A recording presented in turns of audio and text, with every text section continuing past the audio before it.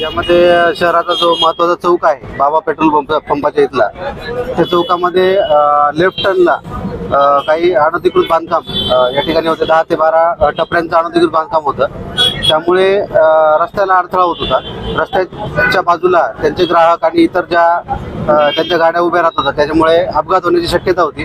त्यामुळे माननीय आयुक्त महोदय यांच्या आदेशाने तसेच माननीय अतिरिक्त महोदय यांच्या मार्गदर्शनाखाली आज ही कारवाई पोलीस विभागाच्या सहकार्याने आमच्या सर्व झोनच्या अधिकाऱ्यांच्या मार्फत ही कारवाई होत आहे. यामध्ये ट्रॅफिकला अडथळा होत होता, त्यामुळे ही मुख्यतः कारवाई होत आहे. आणि ही सर्व जी बांधकामे होती ती अनधिकृत आहेत, त्यामुळे कारवाई आपण करतो. काय जागेचा वाद आहे, काय TDR वगैरे काय मोबदला मागताय?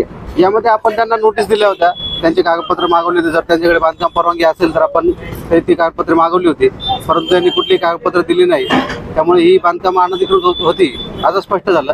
त्यामुळे जास्त खोलात न जाता आम्ही अनधिकृत बांधकामांना महानगरपालिकेच्या अधिनियमान्वये नोटीस देऊन कारवाई केली. आपण कारवाई करता पण परत पुन्हा त्या ठिकाणी अतिक्रमण होतं, यावरती आपण उपाययोजना करणार नाही. आम्ही आतापर्यंत जे आता नजीकच्या काळात अतिक्रमण काढले, जसं आता उदाहरण दिलं तर गजानन महाराज मंदिर ते सेवनील चौकपर्यंत, तर त्या ठिकाणी आम्ही दक्षता घेतली की ते अतिक्रमण बऱ्याच वर्षापासून काढायचे पण पुन्हा बसायचे.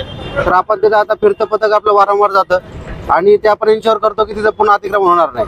तर आपण जर बघाल तर आता जवळजवळ महिनाभर झालाय तिथं अतिक्रमण काढून, तर आता पुन्हा तिथं अतिक्रमण आम्ही होऊ दिलेलं नाही. तसेच आपण इतर जे अतिक्रमण काढतोय त्या ठिकाणी आपण ती दक्षता घेतोय. आपण या अगोदर पण घाटीचं काढलं, पण त्या ठिकाणी परत अतिक्रमण झालं, तशी परिस्थिती या ठिकाणी होणार नाही.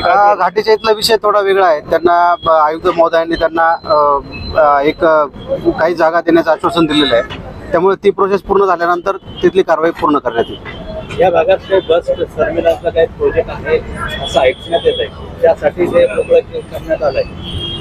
तो विषय आमच्याकडे नसल्यामुळे त्याच्याबद्दल मी सांगू शकतो.